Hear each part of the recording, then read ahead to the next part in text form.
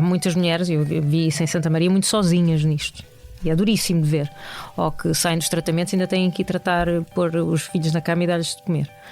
Por isso, essa realidade é muito dura e não é a minha. Por isso eu sou muito privilegiada e tenho essa noção. Porque tive logo um núcleo duro muito forte de o meu namorado, os meus pais, o meu irmão, a minha família toda e os meus amigos que são família, a família que eu escolhi. Por isso todos eles se juntaram à minha volta e agora o foco és tu e vamos tratar.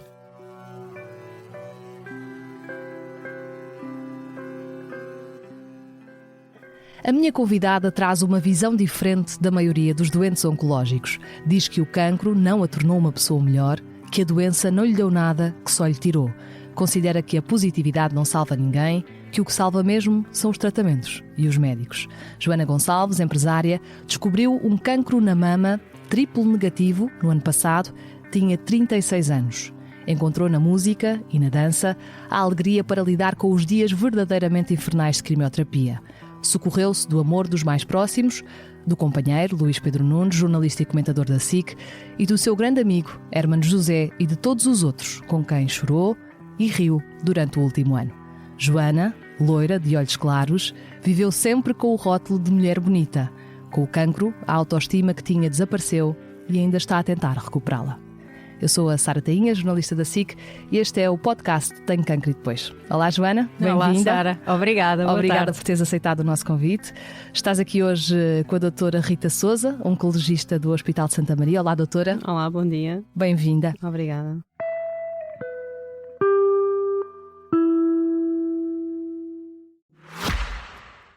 O cancro é de todos. Tenho Cancro e Depois. É um projeto editorial da SIC Notícias com o apoio da Novartis. Um espaço multiplataforma que acolhe todas as vozes que contribuem para normalizar como se fala de cancro, fundamental para uma sociedade mais informada e empática. Partilhamos experiências e criamos pontes, porque o cancro também deve ser conversa. Saiba mais e acompanhe este projeto em tenhocancroedepois.pt. Joana, quando alguém está com cancro, aparecem pessoas de todo o lado, muito otimistas, com a melhor das intenções, a dizerem que tudo vai ficar bem, que é preciso ser positivo para combater o cancro, que o cancro é uma jornada transformadora, que torna as pessoas melhores. Joana, quando alguém está com cancro, aparecem de todo lado pessoas com a melhor das intenções, muito otimistas, a dizerem que vai ficar tudo bem, que é preciso ser positivo para combater o cancro, que é uma jornada transformadora, que o cancro torna as pessoas melhores, mas das vezes que publicamente falaste sobre isto, tu tens uma visão diferente. O que é para ti o cancro? Posso dizer com as neiras sem ter esporpi, não é? Por isso, para mim, o cancro foi uma merda. Eu costumo dizer isso, porque foi realmente. Foi tudo mau. Quando eu digo que não aprendi nada, que não me tornou uma pessoa melhor, porque efetivamente não me tornou uma pessoa melhor. Há muitas pessoas, e atenção, eu só digo o que é válido para mim. Muitas mulheres têm outras opiniões e está tudo certo também. Eu só posso falar do que eu senti e do que eu passei. Eu já tinha uma alegria natural a olhar para a vida. Eu já aproveitava muito a vida, eu já viajava muito, não me deu nenhuma epifania. Agora às vezes acontece muito, não é? Agora tenho que viajar, agora tenho que aproveitar e viver. Eu já fazia isso. Por isso o cancro tirou-me um ano disso. Tirou-me. Eu não me preocupava com a minha saúde antes, porque eu sempre fui muito saudável. O cancro agora deixou-me preocupada com a minha saúde. E futuramente tenho que fazer exames. Está aqui a doutora Rita que depois vai falar melhor do que eu sobre isso. Mas por isso só me trouxe coisas negativas. E foi um sofrimento. Todo esse ano foi um sofrimento para mim. Foi um sofrimento para a minha mãe, para o meu pai, para o meu namorado, para os meus amigos. Foi mau para toda a gente. Por isso é que eu tenho muita dificuldade em conseguir olhar para o cancro como uma coisa positiva, como muita gente olha. Não consigo. Peço desculpa. Porque tu dizes que não é a positividade que salva, que é mesmo a quimioterapia, não é? Se não fizermos quimioterapia, bem que podemos ser positivos, que morremos. Com um triplo negativo, morremos. Ponto. Por isso não resulta... Atenção, e eu não sou uma pessoa negativa. Eu sou uma pessoa naturalmente positiva e normalmente vejo o copo meio cheio. O que eu não acho é que se deva colocar essa pressão e essa obrigatoriedade, tens que ser positiva. Conheço pessoas que foram muito positivas e as coisas não correram bem, e conheço pessoas que foram muito negativas e correram bem as coisas na mesma. E a elas correu bem. Por isso não acho que tenha influência. Pode ter influência na forma como nós acordamos, pomos os pés no chão e como é que vamos encarar aquele dia ou aquele tratamento. Pode ter. Vais mais bem disposta, mais mal disposta, com um sorriso ou sem ele. Mas depois no tratamento em si, acho que não há nenhuma evidência científica, mas a doutora Rita que me diga se é o contrário, que a positividade te vai fazer a quimioterapia resultar mais ou menos no teu organismo. Mas existe essa pressão? Acho que existe, da sociedade, sim. Porque, principalmente no cancro de mama, e como é dos mais falados, acho eu, e há muitas mulheres figuras públicas também já expuseram os seus casos, parece que esperam de nós que sejamos sempre positivas, que estejamos sempre bem. O cancro foi um passeio no parque, fez tudo bem. Não estive mal disposta. Não sofri. Não, eu estive muito mal disposta, eu sofri muito e não foi um passeio no parque. Foi muito mal. E cheguei ao pé da doutora Rita por 2 vezes a querer desistir, a chorar desesperada que não aguentava mais. Por isso, no meio disto, eu não posso dizer, não, aprendi imenso e foi bom. Não foi. Seria mentir, seria hipocrisia da minha parte. Quando é que tudo começa? Quais são os primeiros sinais de alerta? Quando é que vais ao médico? Quando é que percebes que tens cancro? Começa 14 de janeiro. Venho de casa do Luís Pedro, do meu namorado. Chego à minha casa, tomo banho e eu já fazia a palpação com regularidade, muito por causa quer da Sofia Ribeiro, quer da Joana Cruz, 2 amigas minhas que passaram por cancro. E eu, desde os Nossas cancros entrevistadas também. Exatamente. Desde os cancros delas, que eu passei a ter cuidado. O cancro não atinge só pessoas mais velhas. Não, calma. Por isso passei a fazer a palpação com regularidade. Por isso foi um dia normal no banho, faço a palpação e debaixo da axila, na parte lateral da mama, senti um caroço muito rijo. E imediatamente liguei à Catarina Castro, que é a minha ginecologista e minha amiga de infância, dizer, senti isto, estou preocupada. Ela disse, vem cá amanhã. Isto foi no domingo, fui lá na segunda-feira ao Hospital da Luz, onde ela é médica, e ela assim que apalpou, eu vi na cara dela muita preocupação. Ela disse, eu vou de férias, eu quero já ficar com isto resolvido, vamos imediatamente fazer eco e mamografia. E eu estranhei aquela urgência. Eu conheço a Catarina, por isso estranhei aquela urgência. Ela sentiu ali ainda por cima tua amiga, não é? Exatamente. Não querendo mostrar, tentando manter poker face. E fui fazer a eco e a mamografia, e na eco, a médica que estava com o manípulo, eu vejo a cara dela quando ela olha para o monitor, e eu disse, é mau, doutora? E ela disse, temos aqui uma coisa muito marota. E eu disse, é cancro? E ela disse, mais de 60% de hipótese de ser. E eu percebi aí. O Luís, na parte da tarde dos exames, o Luís já lá estava no Hospital da Luz e eu saí e disse-lhe isso e ele, não, a médica enganou-se, não pode dizer isso ainda sem exames. Os médicos não dizem uma coisa, eles sabem o que é que estão a ver, não diriam uma coisa destas a uma paciente se não soubesse o que estava a ver. Por isso é óbvio que é cancro, não há a mínima dúvida. E por isso eu nunca tive a negação, eu percebi logo o que é que era e só queria rapidamente saber que tipo de cancro é que era e o que fazer. E mas quando ouves que há essa alta probabilidade e que tu tens consciência que provavelmente era mesmo cancro, como é que tu recebes essa notícia? Eu não sei se nós absorvemos a notícia no imediato. Acho, no meu tipo de personalidade foi, ok, é isso, agora o que é para fazer já? Eu funciono muito assim, é um problema que eu vou tentar resolvê-lo. Eu acho que não absorvi imediatamente a notícia tenho cancro. Sabia, e precisamente por essas minhas 2 amigas que passaram por isso, na família eu já tinha casos de cancro, não era para mim uma novidade passar por isso. Seria, obviamente, na primeira pessoa era uma novidade. Mas tentei encarar com, vamos lá resolver. O que é preciso fazer já? E sabia também que estava em mãos extraordinárias, de médicos extraordinários, e fiz os passos todos muito rapidamente. O meu processo foi todo muito rápido. Quão rápido? Muito rápido. Ideia. Eu sei que eu tive o resultado da anatomia, porque depois fiz logo uma biópsia nesse dia. Imediatamente fizeram uma biópsia depois da eco. Uma semana depois tive o resultado da anatomia patológica e aí soube pela doutora Paulina Lopes, que é a minha cirurgiã de oncologia, que me disse que era um triplo negativo. E eu, tendo em conta que eu tenho uma grande amiga que sempre trabalhou em anatomia, tirou anatomia patológica e sempre trabalhou nesta área do cancro, eu já sabia o que é que significava um triplo negativo. E também por causa da Joana Cruz, não é? Sabia que no cancro de mama era o pior. Mas uma coisa que a doutora Paulina me disse logo nas primeiras consultas é: Joana, calma, estamos na área dos cancros tratáveis. E isso para mim também é muito importante explicar. Eu sabia perfeitamente que se tivesse recebido um diagnóstico de cancro de fígado ou de pâncreas, a reação não seria a mesma. Mas um cancro de mama, mesmo sendo um triplo negativo, descoberto a tempo, pode-se resolver e resolve-se. O da Joana Cruz é exemplo disso, eu estou a ser para já exemplo disso também, e eu prefiro agarrar-me aos exemplos positivos, por isso agarrei-me logo ao exemplo da Joana Cruz. Sim. E depois já vamos saber porque foste-lhe pedir conselhos. Logo, di-lhe as dicas todas. Como é que chegas à consulta da doutora Rita? Então, depois de saber o meu tipo de cancro, também é importante explicar isto às pessoas, o tratamento de cancro é muito caro, muito caro. A doutora Paulina, eu tinha um seguro de saúde, o meu plafond não dava para o tratamento de cancro no privado. Até porque a doutora Paulina explicou-me logo que eu estava apta para fazer imunoterapia. Que depois a doutora Rita há de explicar melhor em que é que consiste a imunoterapia. Cada saquinho de imunoterapia, para as pessoas terem ideia, se não estou em erro, são 6.000 euros. Eu tinha que fazer de 3 em 3 semanas durante um ano. só para se perceber o dinheiro e o privilégio que é ter o Serviço Nacional de Saúde, é para chegar aí. Porque isto tudo é muito dinheiro, multiplica-se a quantidade de doentes oncológicos que é. Se não tivéssemos um Serviço Nacional de Saúde, estávamos todos muito tramados, não é? Por isso, abençoado Serviço Nacional de Saúde que nós temos, e temos que agradecer todos os dias a ele e aos profissionais que nele trabalham. Por isso a doutora Paulina disse-me imediatamente: vou-te reencaminhar para a melhor equipa, que é o Hospital de Santa Maria de Oncologia de Cancro de Mama, da equipa do professor Luís Costa. Vais ficar nas melhores mãos possíveis. Vamos mantendo sempre contacto, eu depois vou-te operar, eu vou ficar em contacto com o médico que fica contigo.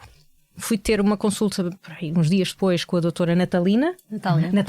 Desculpa, depois como não ficou a minha médica, a doutora Natália, extraordinária, que disse logo: tenho a médica perfeita para ti, que é a doutora Rita. É a melhor que tu podes ter.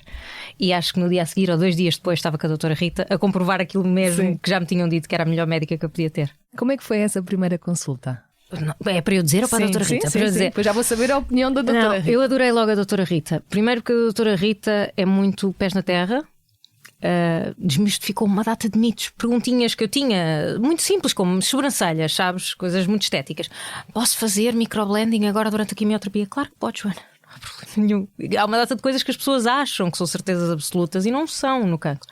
E a doutora Rita explicou muito isso, mesmo com a alimentação. Eu dizia: pronto, agora tenho que comer muita beterraba. Eu lembro da doutora Rita dizer um dia, com muita graça, que é: não é por beberes 1 litro de um batido de beterraba que amanhã as tuas análises vão estar boas. Eu acho extraordinário, que bom. Alguém que me compreenda, porque parece que põe-te uma data de obrigações que são necessárias fazer. E não são mitos, porque não interferem nada.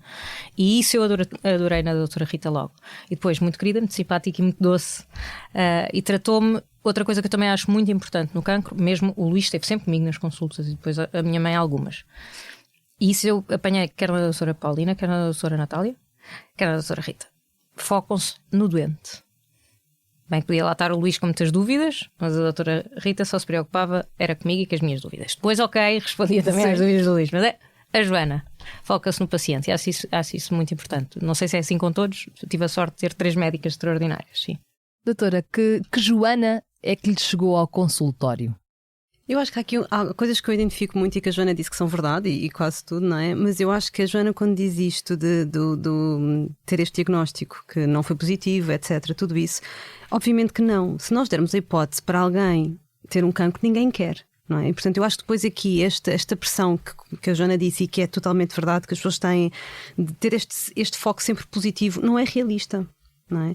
Mas apesar de tudo, e apesar do que a Joana disse, eu acho que a Joana é uma pessoa extremamente positiva. E quando ela me chegou na consulta, ela diz logo: eu vou vencer isto. Mas com uma particularidade e com uma afirmação tão positiva, eu sei que eu vou vencer isto, eu sei que eu vou ter o melhor resultado possível. E eu acho que isto realmente faz diferença, termos pessoas assim. Portanto, obviamente que todo o percurso foi mau, com toxicidades, com várias coisas, mas esta forma dela encarar, de estar a achar como é que as coisas vão correr, que independentemente de tudo ela vai ser vencedora, eu acho que isto é uma forma de viver extraordinária, não é? Querer resolver. De querer resolver. Eu sei que tenho este diagnóstico, eu sei o que é que isto é, eu sei que é um cancro da mama triplo negativo, tudo. Portanto, é uma pessoa que também é muito pés na terra, muito realista, mas depois com esta positividade e com esta vontade de vencer, que eu acho que sem dúvida nenhuma faz muita diferença. E eu acho que isto foi o que eu vi na Joana, uma força interior muito grande, que obviamente depois ao longo de todo o percurso teve algumas particularidades que não foram muito fáceis. Já vamos falar sobre elas. Se calhar já não estava tão positiva, mas lá está. Depois eu acho que uma pessoa assim é muito mais fácil para nós depois darmos a positividade, e foi isso que eu sempre tentei dar, vendo a Joana como é, ao longo de todo o percurso, aquela positividade que às vezes se vai perdendo, porque é uma pessoa humana. E depois a Joana tem esta questão de, sendo ela tão positiva, com esta força de viver, exige muito às vezes dela. E então havia alturas que ela dizia: eu não tomei, isto é horrível, eu já não consigo ser a mesma pessoa. A mesma pessoa, a pessoa não muda, a pessoa está lá. Nós só temos é de lhe dar a força que está lá, mas que naquele momento está um bocadinho a ser ultrapassada por tudo o resto e por uma realidade que às vezes não é tão positiva assim. E do ponto de vista médico, nós estávamos a falar de que tipo de cancro, não é? Era um cancro da mama triplo negativo, que era localmente avançado porque já tinha esta parte de ganglionar positivo. Portanto, o cancro da mama, obviamente, quando temos cancros da mama locorregionais, portanto, em que pode haver metastização para a zona de drenagem, que neste caso é feito na axila, portanto, nós temos o cancro da mama, e depois um primeiro dos sítios por onde pode haver esta disseminação é para estes gânglios que estão a nível da axila, que era o que a Joana tinha, foi aquilo que ela acabou por detectar. E aquele caroço que encontrou, não foi? E, portanto, aí já é um estadio avançado, mas sem ser um metastático, quando já atingem metástases noutras localizações. Portanto, estávamos ainda perante uma doença locorregional, em que estava apenas na axila com um ataque e um estadiamento todo negativo. E, portanto, aqui era como a Joana disse. Portanto, nestas situações, a nossa estratégia é de intenção curativa, porque fazemos quimioterapia para tentar controlar, para haver uma redução destas lesões e para depois ser então operada. Aqui os tumores triplo negativos, eu acho que nós temos sempre de ver um positivo e um negativo. Eu sou muito apologista destas coisas. Pronto. E então, eu acho que realmente, biologicamente, é um dos tumores mais agressivos que temos, totalmente verdade. Até porque muitas vezes os tumores triplo negativos, que são aqueles tumores que têm receptores hormonais de estrogênio e de progesterona negativos, e depois uma alteração que muitas vezes pode existir no cancro da mama, que é um HER2, que é uma sobreexpressão de um gene, e que neste caso também era negativo, e por isso, tendo estes 3 fatores negativos, designamos como o triplo negativo. Portanto, e aqui realmente é um tumor que muitas vezes, do ponto de vista biológico, é agressivo porque tem uma capacidade de crescer grande. Habitualmente os tumores triplo negativos têm uma capacidade de crescimento que nós definimos como um KPI 67 alto, porque se nós formos ver o número de células que estão a proliferar, a maioria delas está a proliferar, é uma grande percentagem. Mas a Joana era 90%. Portanto, daquela amostra, 90% das células estavam a proliferar. Portanto, são tumores que rapidamente crescem, não é? E isto vai de 0 a 100. Atacar rápido. Exatamente. Portanto, vai de 0 a 100. O da Joana era de 90%. Não é? Portanto, muitas células, e os tumores triplo negativos biologicamente, eles habitualmente têm estas capacidades mais elevadas de crescimento. Por isso é que são tumores que crescem muito rapidamente e muitas vezes é necessário nós avançarmos logo o quanto antes para a quimioterapia, porque também são aqueles tumores que respondem melhor à quimio. Isso a doutora disse-me na primeira consulta. A quimioterapia. Verdade, disse logo. É verdade que é o pior dos cancros de mama, mas é aquele que pode responder melhor à quimioterapia. Porque a quimioterapia vai eliminar células que estão em proliferação. E como a maior parte das células estão a proliferar, elas são eliminadas pela quimioterapia.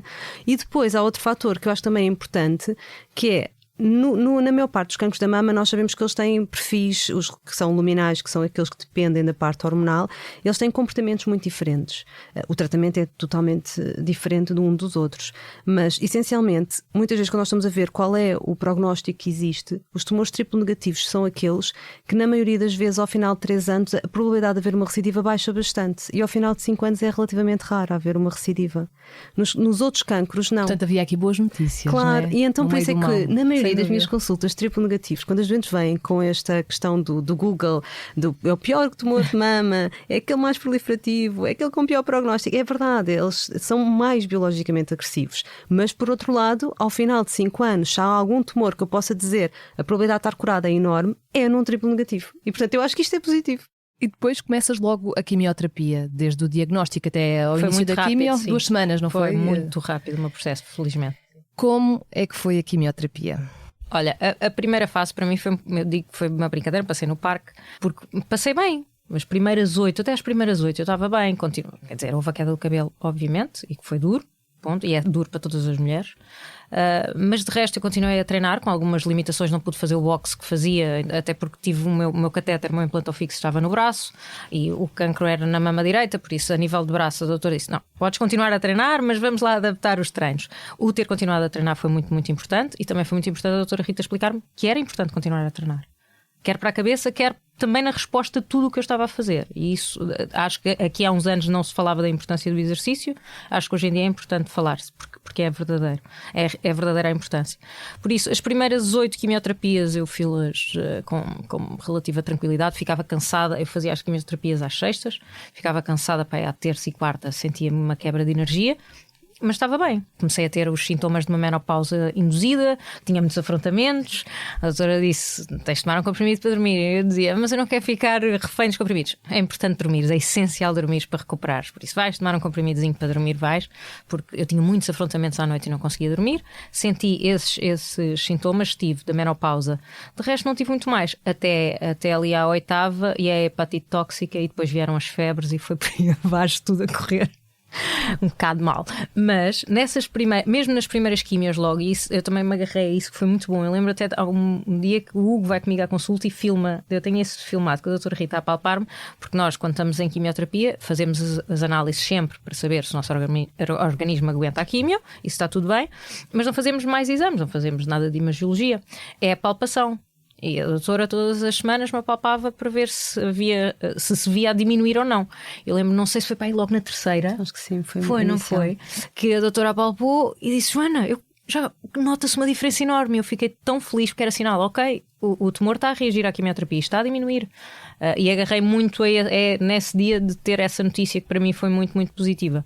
Depois fizemos também, houve um dia muito bom que foi do teste genético, do resultado do teste genético, que eu tinha a certeza que eu ia ter a mutação do gene BRCA, a certeza, porque tinha muitos casos de cancro na família.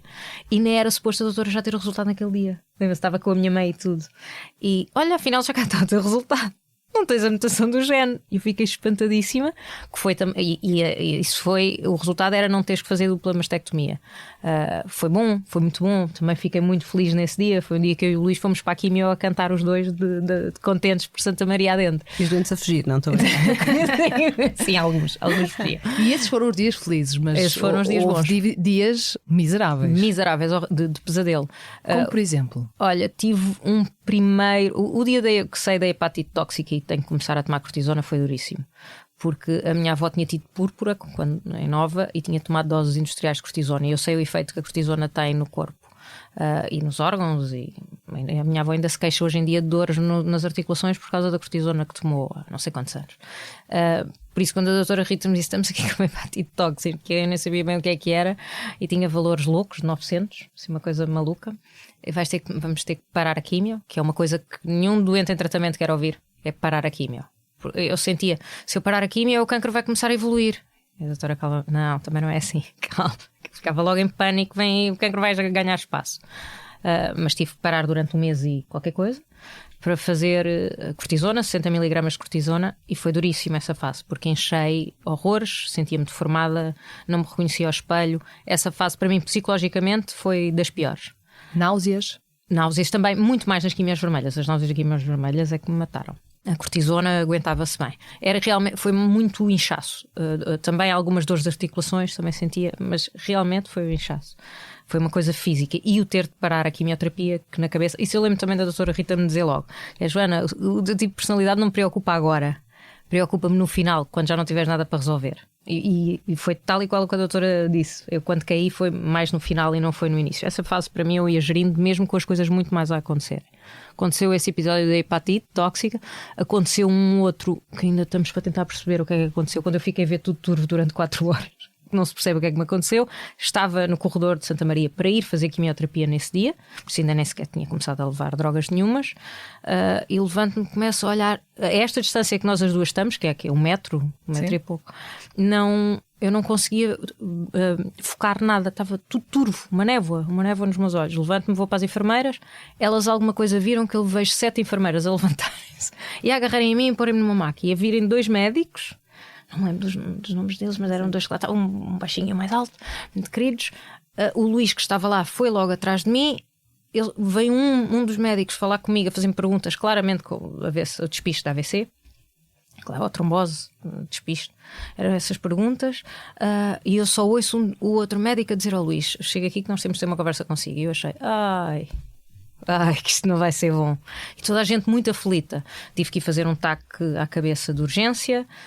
Não se percebe bem se foi uma pressão ocular que veio para os... Não se percebe bem o que é que me aconteceu. Negativo, toda a avaliação foi vista pela oftalmologia, foi TAC cronocefálica. Porque ficaste com os olhos totalmente vermelhos. Há uma foto minha que parece que rebentou sangue nos 2 olhos. Uma coisa assustadora. Por isso eu não me via, não é? Mas as pessoas que me estavam a ver ficaram muito assustadas. Porque foi assim, em minutos. Foi uma coisa muito, muito estranha. Por isso esse dia foi um susto muito grande. Eu depois ainda fui vista por oftalmologia. Passaram para aí 5 horas e comecei a conseguir focar. E lembro-me de dizer ao doutor, fiz-lhe 2 perguntas. Uma é: posso fazer quimio então? Não, claro que não. Vais para casa descansar. E depois a outra que eu também lhe perguntei ao doutor, isso foi para aí na 9ª quimio, deve ter sido na 9ª quimio. Disse: doutor, deixa-me perguntar uma coisa, é que eu estou mesmo mais burra? Não estou. E ele com muita graça disse: quimio brain, não é? Sim, e ele com muita graça disse: tenho uma boa e uma má notícia. A má notícia é que realmente está mais burra. A boa notícia é que é passageiro. Isso, boa. Está bem, então vou-me agarrar a isso que é passageiro. Porque isto acontece, não é, doutora? Isto é uma noção que já não é a primeira doente oncológica que me fala desta sensação de sentir que o cérebro não responde da mesma maneira, não é? Sim, totalmente. Porquê que isto acontece? Assim, eu acho que temos aqui, nós temos toxicidade da quimioterapia, não é? E a toxicidade da quimioterapia é porque também há células que são saudáveis, não é? Que estão no nosso organismo e que também são eliminadas. Portanto, há sempre aqui alguma toxicidade, nomeadamente a nível das náuseas, vômitos. Isso tem tudo a ver, e mesmo da diarreia, e eventualmente aftas. Isso tem tudo a ver com as células que acabam por ser eliminadas. É um efeito colateral, não é? Em que, infelizmente, não temos como eliminar apenas as células tumorais. E, portanto, aqui há sempre esta sensação, realmente, as doentes durante algum tempo terem um maior esquecimento, assim como também a visão. Há mesmo durante a quimioterapia, é possível haver uma diminuição da acuidade visual e depois muitas vezes os doentes acabam por recuperar a seguir a suspenderem o tratamento, portanto é uma coisa transitória. É o efeito dos medicamentos, não é? Sim. A Joana falava aqui de uma questão a nível de personalidade, que a doutora estava preocupada com o depois, não é? Quando já não tivesse nada para resolver. É, porque eu acho que aqui o que acontece bastante no caso deste tipo de cancro e nomeadamente também noutros, e que são muitas vezes são aqueles que nós designamos como os curados, não é? Aquilo que nós pretendemos sempre, que é, eu acho que quando há um diagnóstico e quando há um plano, as pessoas focam-se muito no plano e nesta questão da quimio, não é? Portanto, imagine, a Joana estava com uma hepatite que foi uma hepatite autoimune, foi secundária à imunoterapia que ela estava a realizar e, portanto, a preocupação dela era fazer tratamento. E, portanto, depois temos de explicar que, apesar de tudo, não pode fazer. Não pode fazer porque vai ter mais efeitos secundários e pode agravar tudo, não havendo também um benefício, não é? Portanto, temos de parar para o organismo recuperar e depois retomamos. Mas isto é sempre uma notícia que as pessoas podem estar com muita toxicidade, mas não conseguem perceber que naquela altura não vão conseguir tolerar um tratamento agressivo, não é? Temos de dar tempo ao organismo para recuperar, porque estão focalizadas no tratamento, que é bom. Portanto, o foco está ali. O que é que acontece? Muitas vezes, quando nós paramos a quimioterapia, quando depois são operadas e depois entram numa fase de vigilância, então aqui o que é que eu acho que muitos dos doentes sentem? É, eu agora não estou a combater o tumor. Eu agora só estou à espera. Portanto, porque há esta sensação de, lá está o onde estar na pessoa, de eu tenho de lutar contra isto, eu tenho de ser positiva, eu tenho que comer a beterraba, eu tenho que comer o alho, eu tenho que fazer aquilo, não é? Tudo isto, não é? E depois, ainda hoje, estava na consulta e havia uma doente que tinha alterações nas análises e eu não podia fazer o tratamento. E ela disse, mas eu tenho comido tão bem, eu tenho comido beterraba. E eu disse, mas você pode ter a alimentação mais saudável do mundo. Isto é efeito da quimio. É o efeito da quimio no organismo e as pessoas reagem de forma diferente. Portanto, há alturas que realmente os valores não estão bem e nós não vamos fazer tratamento porque sabemos que depois, se houver uma complicação, essa complicação pode ser mais grave do que seria, não é? E, portanto, não avançamos. Mas esta questão do tratamento estarem ali focalizadas, realmente acho que depois, numa altura em que podemos dizer, como a Joana, pronto, o que tinha para fazer já fez, agora vamos ficar em vigilância. Nós achamos que isto é uma coisa boa. E é, mas a questão é, depois parece que os doentes ficam assim de agora não estou a fazer nada. Isso o cancro volta, isso o cancro volta. Isso volta e eu não estou a fazer nada, porque enquanto estão a fazer alguma coisa, não é? Parece que agarram-se a isto, estarem a fazer alguma coisa. Ter uma missão em mãos. É uma missão, é aquilo, vou ter de aguentar, vou ter de fazer, vou ter de. E depois agora não. Agora, então vou ficar à espera. Então não, mas estão a combater de certa forma, com uma positividade, com fazer a vida habitual, com conseguirem pensar nas outras coisas, não é? Com viver a vida. Viver a vida, aproveitar. Não é? E eu acho que isto é acima de tudo muito importante, até porque muitas vezes, e ao contrário, eu acho que nós não temos uma evidência científica de como a positividade realmente pode fazer a diferença, mas eu acredito. Até porque de certeza que a doutora já tratou imensas doentes muito positivas que não correu bem. Óbvio. Eu acho que aqui também depende muito, obviamente, do estadio, não é? Se conseguimos detectar os tumores numa fase mais inicial e mais precoce e conseguimos curar os doentes ou não é? E depois eu acho que aqui nós sabemos muitas vezes que o síndrome depressivo e pessoas que têm depressão, elas ficam num estado também um bocadinho mais imunodepressivo e eu acho que isto é que pode às vezes fazer a diferença, não é? Pessoas que são mais positivas, que acham que vão conseguir vencer, eu acho que isto faz diferença na forma como o nosso organismo consegue combater a doença. E a Joana, apesar de toda a negatividade, ela foi uma pessoa extremamente positiva e até houve uma altura que até vão falar... Eu não sou negativa, eu não encaro isto com uma positividade, mas eu não sou negativa na vida. Porque também muitas vezes esta positividade, eu acho que às vezes não é realista e até a pessoa que pode parecer mais positiva, não é? Não é. É uma eu capa. acho que é uma capa. E a Joana é totalmente o oposto. Eu acho que a Joana é uma pessoa que é muito positiva por dentro e que depois houve ali momentos em que realmente foi abaixo, mas até houve uma altura que havia alguém que estava a referir da Joana e fazer uma palestra ou alguma coisa motivacional e eu disse, não é agora. Não é? Agora vamos nos focalizar neste tratamento, na forma como estamos a fazer e lidar com isto tudo. Mais tarde, então sim, acho que a Joana é um exemplo. E estas palestras fazem todo o sentido numa personalidade como a Joana. Eu acho que pode fazer muita diferença na vida de tantas doentes que até a contactaram pelo Insta muito e teve imenso contacto e depois transmitir esta positividade também às doentes. Portanto, eu acho que isto é importante. Joana, Os outros também são importantes durante o tratamento. Como é que a tua rede de apoio se movimentou? Por exemplo, teu companheiro, Luís Pedro Nunes. Como é que correu? Eu nisso sou uma privilegiada. Há muitas mulheres, eu vi isso em Santa Maria, muito sozinhas nisto. E é duríssimo de ver. Ou que saem dos tratamentos e ainda têm que ir pôr os filhos na cama e dar-lhes de comer. Essa realidade é muito dura e não é a minha, por isso eu sou uma privilegiada e tenho essa noção. Porque tive logo um núcleo duro muito forte de o meu namorado, os meus pais, o meu irmão, a minha família toda e os meus amigos que são família, a família que eu escolhi. Por isso todos eles se juntaram à minha volta e agora o foco és tu e vamos tratar. Eu inverti os papéis, que eu sempre fui muito cuidadora de toda a gente, por isso eu agora preciso, não vou cuidar de ninguém, cuidem de mim. O Luís odeia elogios nesse sentido, porque ele diz que o que fez é o que qualquer pessoa deveria fazer, que é o normal para ele. Elogiaram-me porque estive sempre ao teu lado, então, mas era expectável que não estivesse, é motivo de elogio. E eu tento lhe explicar, porque nós vemos muitas mulheres a serem abandonadas nesta fase. Por isso, sim, não é o normal, infelizmente. Mas o que o Luís fez foi o normal. Foi como é que é? Um homem-balão? Um homem-balão, sim. Nós temos um treinador nosso, o Serginho, que dizia que eu sou mulher-balão, que eu pus para cima e não para baixo. O Serginho dizia isso muito a brincar.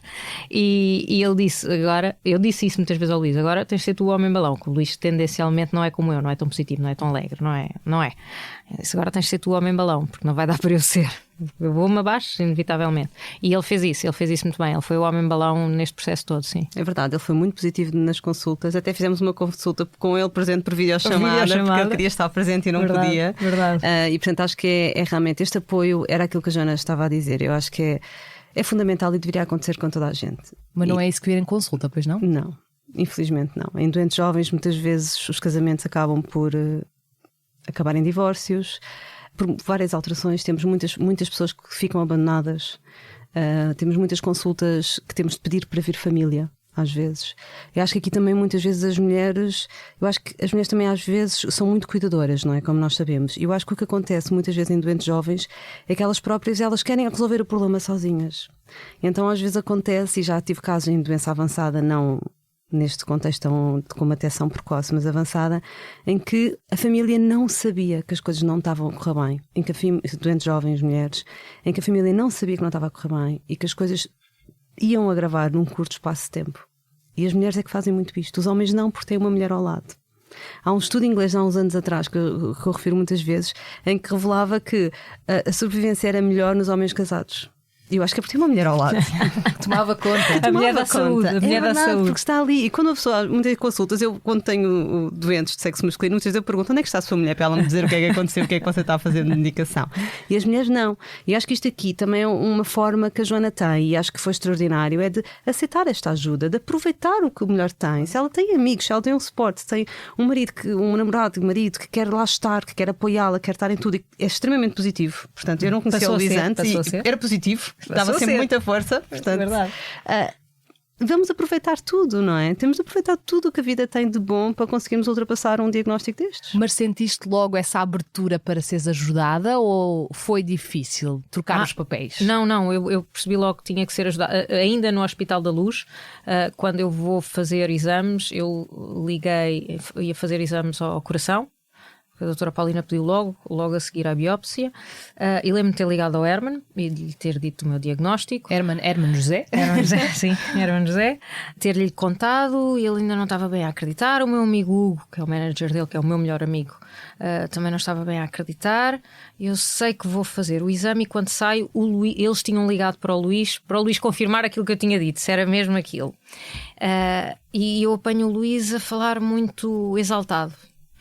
Porque é um cancro, a Joana está com cancro, muito exaltado. E percebi que ele não estava bem naquele momento. E eu sentei e eu disse, Luís, foi aí que eu lhe disse, vais ter que ser o homem-balão, porque eu não vou conseguir ser. Eu vou precisar que me cuidem de mim, eu não vou conseguir cuidar de ti agora. Nem sequer está preocupada contigo e com o que sentes, não vai dar. Por isso, agora sou eu, muda o chip. E ele mudou o chip a partir daí.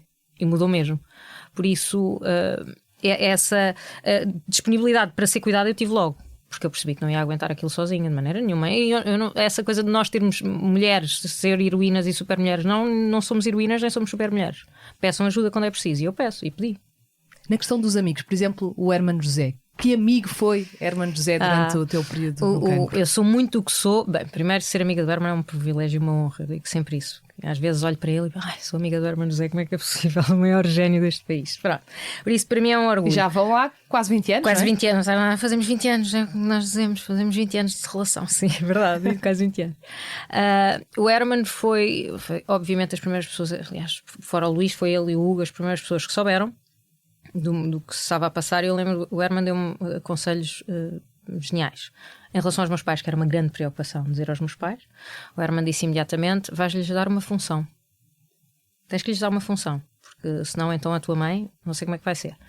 Uma coisa útil e prática. Tu não gostas de cozinhar, vai ser importante tu comeres bem, tua mãe cozinha, trate. Teu pai que vai lá tratar do teu cão quando tu não podes, que sirva a teu motorista quando é preciso.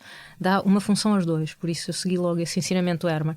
Depois, a minha maneira de ver a vida vem muito dos meus pais. Eu tenho muito o feitio do meu pai e também muito de anos de vida com o Hermano, o Hermano é germânico, prático, pragmático e racional.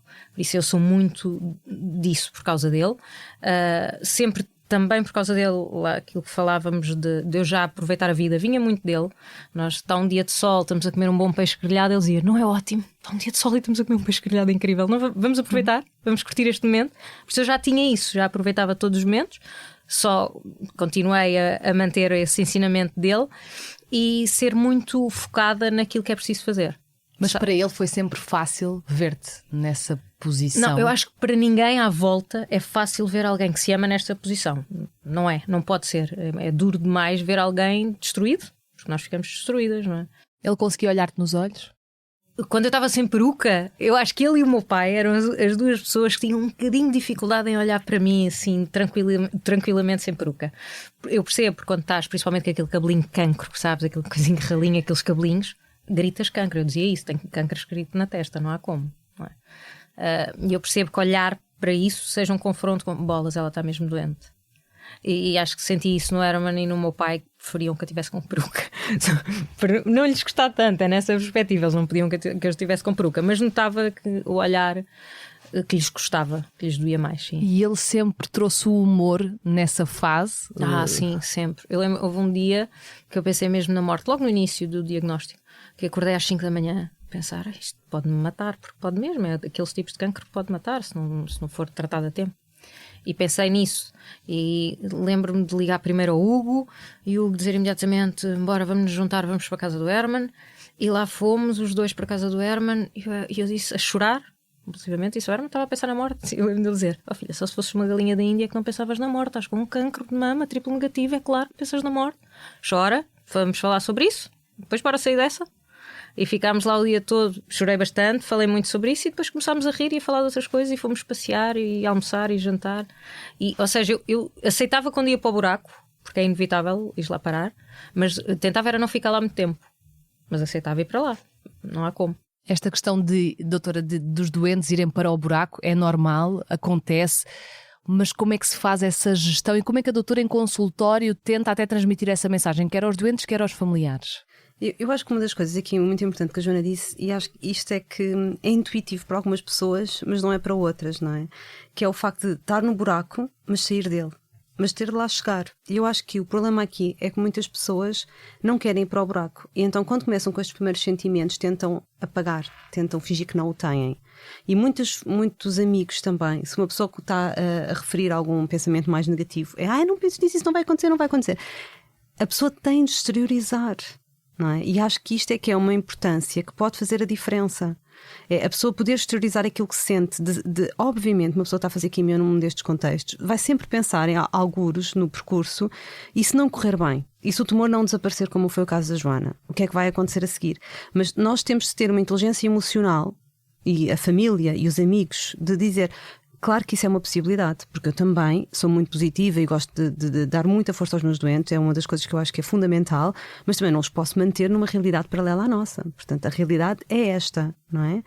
Portanto, eu acho com que os pés bem assentes na terra. Com os pés assentes na terra. Ou às vezes até podem, se calhar, subir um bocadinho, mas às vezes preciso de os puxar para baixo. Às vezes deixo subir porque também faz bem, não é? Mas depois, quando é preciso, tenho de saber quando é que os tenho de puxar para baixo e para a realidade.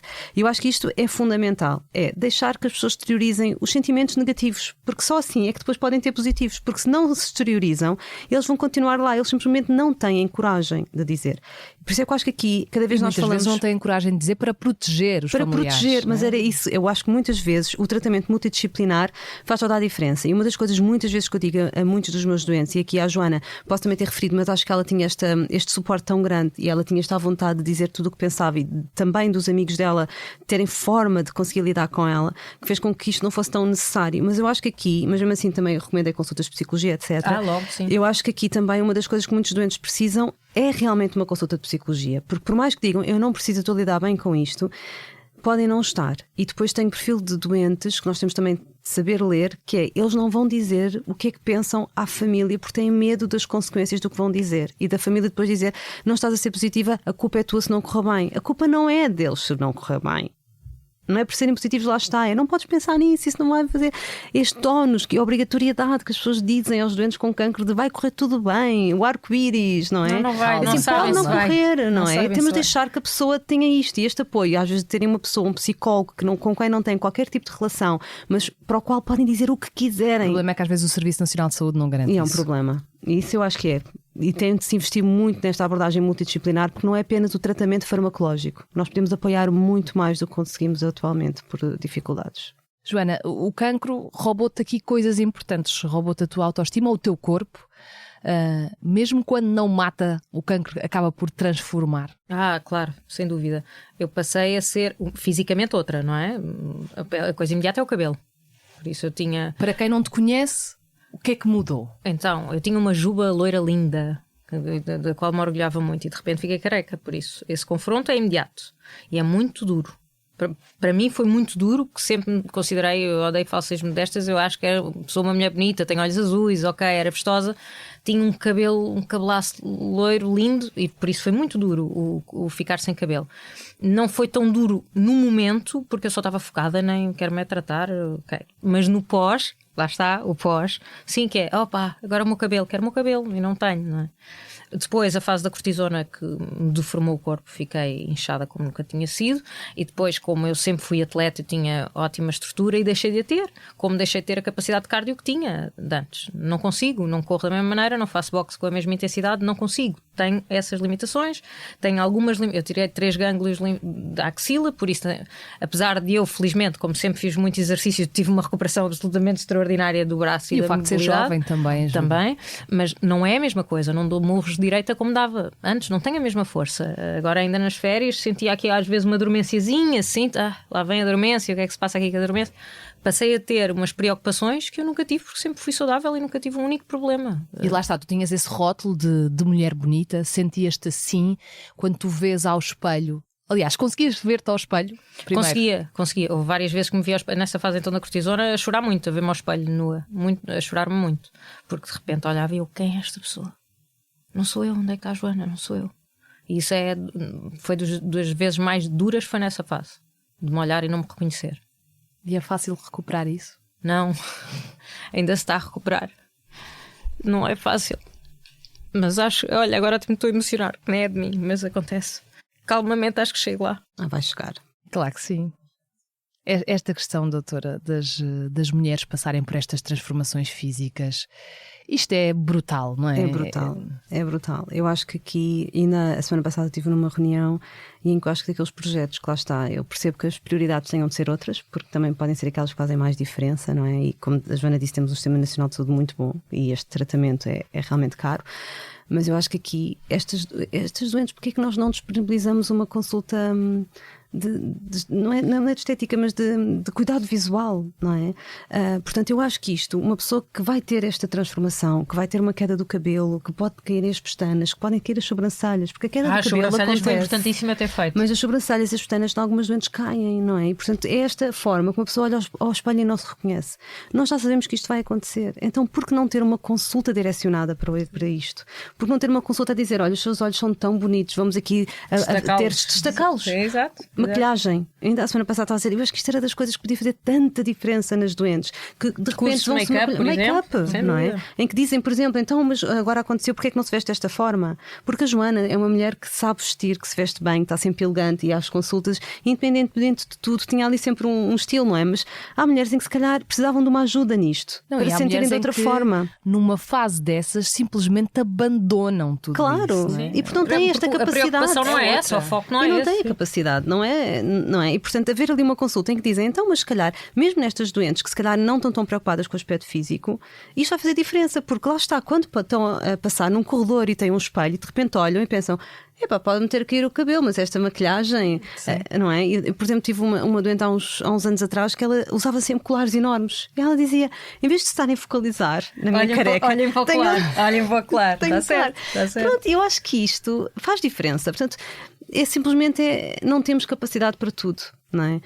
Mas eu acho que isto realmente seria um projeto muito interessante e poderia realmente fazer com que as doentes encarassem tudo de forma diferente, porque para além da queda do cabelo é a transformação física e depois estamos a falar de doentes jovens. Quando estamos a falar de doentes jovens, não é uma senhora de 80 anos, seriam doentes de 30 anos ou 40 anos em que nós estamos a induzir a menopausa. Sim, eu lembro que cheguei uma vez à doutora Rita a dizer, doutora, se calhar tem que ir a um psiquiatra porque eu não tenho líbido, é de cabeça, não é? A doutora com muita calma, não, Joana, pode ir a um psiquiatra na mesma, mas não é de cabeça, é a quimioterapia, está com uma menopausa induzida. Eu perdi a líbido e tenho 36 anos, não é? Por isso, todas estas transformações são complexas. Claro, e tem que ser faladas. Saber lidar com elas, sério, não é? Não é fácil. E dizer as coisas pelos nomes e dizer frontalmente isto está a acontecer, porque nós muitas vezes numa primeira consulta, eu digo sempre aos doentes, uma primeira consulta de oncologia é horrível, porque nós temos de transmitir tanta informação, efeitos secundários, o tratamento, o plano, metade daquilo desaparece. Ninguém ouve. Nada. E portanto eu digo-lhes sempre, olha, vocês vão sentir que há coisas que eu já disse, mas que não se lembram, não há problema nenhum, perguntem-me as vezes que forem precisas, porque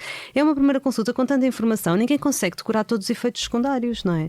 Mas tenho poucas doentes da idade da Joana em que foram capazes de me perguntar desta forma, apesar de termos referido os efeitos da menopausa e tudo, tenho noção do líbido, isto não é normal, pois não, o que é que se passa comigo? É efeito da menopausa, não é?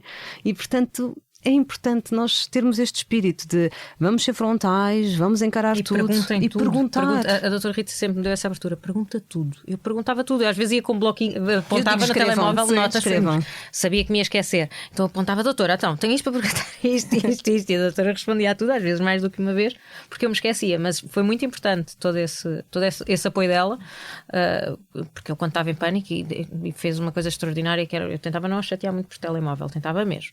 Mas às vezes havia alguma coisa à noite que eu estava muito, muito preocupada e perguntava à doutora Rita e ela respondia-me que eu achava absolutamente extraordinário. Um acompanhamento ali, não é um médico distante. Se calhar há pessoas que têm uma relação com os seus médicos muito distante. Eu com a doutora Rita já senti que era uma amiga que me ligava se estivesse em pânico com alguma coisa. Que bom, ainda bem. É questão de ser doente oncológico, Joana, tu tens consciência que é uma condição para ficar, que tens que ser vigiada, que tens de te preocupar. Em que ponto é que estás? E como é que olhas para este depois do cancro? Eu sei que agora, até aos primeiros 3 anos, a probabilidade de eu ter uma recidiva é muito maior, não é? Por isso temos que vigiar 3 em 3 meses e vou ter que andar a fazer análise e exames para a doutora Rita dizer está tudo bem, podes ir embora até daqui a 3 meses. Que é ficar ansiosa nas 48 horas antes da consulta. Sim, que se fica sempre, e naquele corredor, enquanto a doutora não nos chama para dizer que está tudo bem, fica-se sempre ansiosa. Mas sei que eu continuo uma doente oncológica. Estou sem células cancerígenas, mas continuo uma doente oncológica. E tenho essa percepção. Isto não se fica curado assim do cancro. Por isso tenho que aprender a viver com isto. E para quem recebeu agora um diagnóstico de cancro, o que é que tu podes dizer? Que conselho é que podes dar? O principal para mim é confie nos médicos. Confie. Entreguem-se, porque eles sabem o que é que estão a fazer. E ninguém mais do que eles nos querem curar. Nós queremos ficar curados, claro, mas o médico vai estar à nossa frente, quer muito curar-nos. Vão fazer tudo para nos curar. Hoje são os médicos. Apoiem-se na família e nos amigos que puderem, sim. E tentem. Olha, os meus amigos fizeram uma coisa muito engraçada, que era eu cansava-me de ter que explicar as coisas a toda a gente. Eu tenho, felizmente, vários amigos. Reuniram um grupozinho do WhatsApp com todos, então eu não tinha que dizer nada. Dizia ao Luís, o Luís transmitia aos amigos e eles falavam. E juntavam-se todos de uma maneira ou de outra do que fosse preciso. Então uma vez a Ana Patrícia Carvalho, que é aqui jornalista também, na vossa casa, foi ter comigo às químias porque soube que eu ia fazer as análises. Nem foi à químia, foi à análise, sabia que eu ia fazer análise naquele dia sozinha. Ela quis ir lá ter. Por isso, o pessoal à volta que se junte desta maneira sem sobrecarregar o doente. Isto é uma dica para os amigos à volta e para os familiares, sem sobrecarregar o doente, mas permitindo ao doente ou à doente que fale disto abertamente, sempre, quando quiser e quando não quiser. Respeitem. Se quiser estar 3 horas a falar sobre cancro, aguentem. Vocês são amigos, têm que aguentar. Se eu quiser ficar 3 horas, aguentem. Se eu não quiser falar nada e se me fizerem uma pergunta e se eu não quiser responder, respeitem também, aguentem também. Porque eu tive essas 2 fases. Conselhos? Eu acho que isto que a Joana disse agora no final, acho que é super importante. Eu acho que cada pessoa tem o seu perfil e eu acho que aqui também, muitas vezes, o próprio doente, obviamente, tem de ter confiança no médico que o segue. Eu acho que isto é fundamental.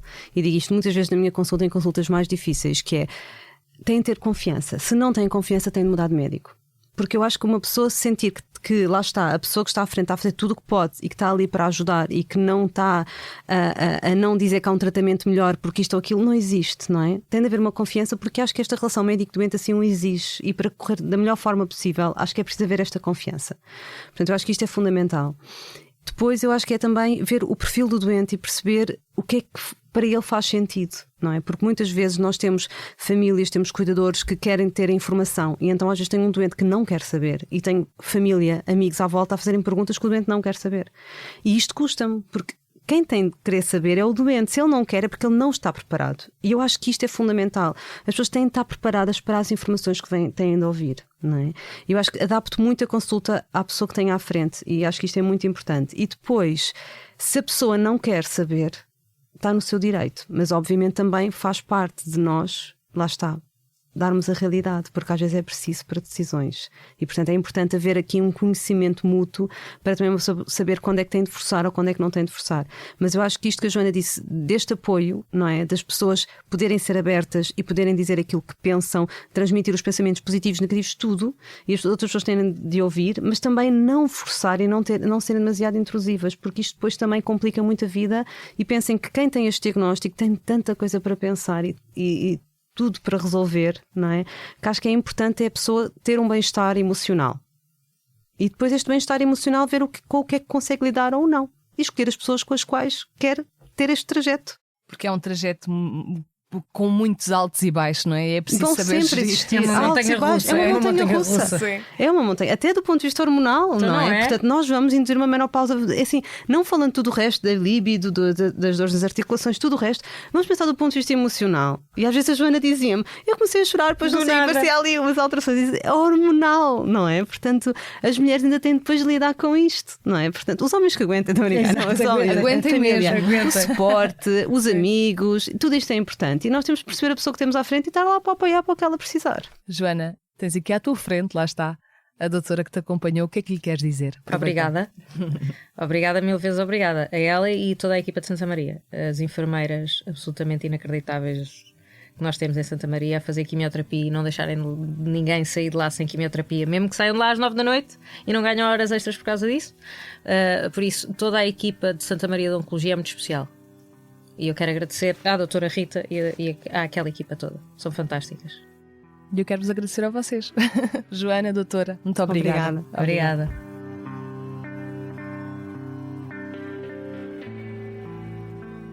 Tenho Cancro e Depois é um podcast de SIC Notícias com sonoplastia de Gustavo Carvalho e Hugo Oliveira, com apoio à produção de Joana Henriques e João Filipe Lopes. A coordenação é de Joana Beleza e a direção de Bernardo Ferrão. A música deste podcast foi cedida pelo José de Combo em memória de Pedro Gonçalves. Eu sou a Sara Tainha, ouça e subscreva este podcast na plataforma que preferir, avalie e envie os seus comentários. Se quiser saber mais sobre este tema, vá ao site do Tenho Cancro e Depois.